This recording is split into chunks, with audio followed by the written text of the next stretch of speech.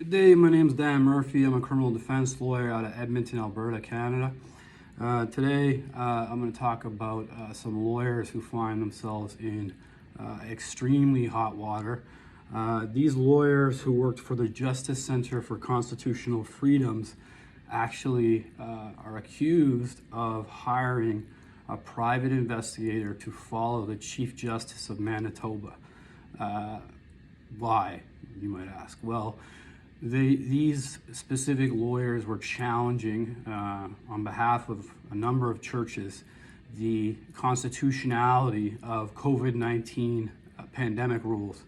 And they thought it wise to have a judge followed to see if he, in fact, followed those rules. What they did, however, was end themselves up being criminally charged. The latest to be charged was the president of the organization. His name's John Carpe. He was charged with intimidation of a justice participant and obstruction of justice. These are very serious charges, and the conduct which they committed is extremely serious. So while they were looking to see rules enforced, they themselves broke rules, broke laws, and again, these are accusations. So if it doesn't turn out to be true, and they're deemed to be innocent, then they are just accusations. But if they are true, these are egregious allegations on behalf of police against these lawyers, and the punishment should be stiff. The justice system only works when all participants can operate freely, and that's free from fear, free from intimidation, and basically able to act in their specific roles, a judge making impartial, unbiased decisions. The reason this may have been an issue is the Chief Justice of Manitoba in this case did not side with them. He, with the churches or the lawyers, he sided with the government and their restrictions, and as a result, this action went into play. Now, I'm not sure if this action went into play before the justice made his ruling or afterwards, but it's of little consequence now.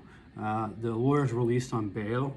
The employment status of the president remains unknown with the center, as well as the other lawyer. However, one can suspect this could affect employment, their legal careers, and even their lives as a whole if they end up serving a prison term as a result of, or a jail term as a result of these infractions. The Chief Justice, for his part, has been very gracious and accepted the apology of these lawyers. However, that does not change the actual acts that took place. The private investigator followed the Chief Justice to his home and to his cottage. There's no findings from this private investigator that have come out.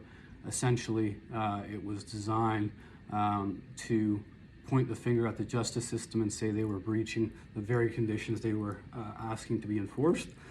It failed.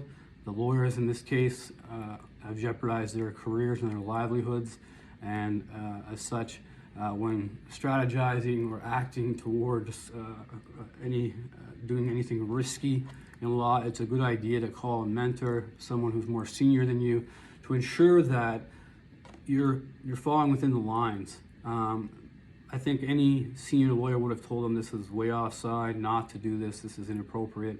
I certainly would have said that.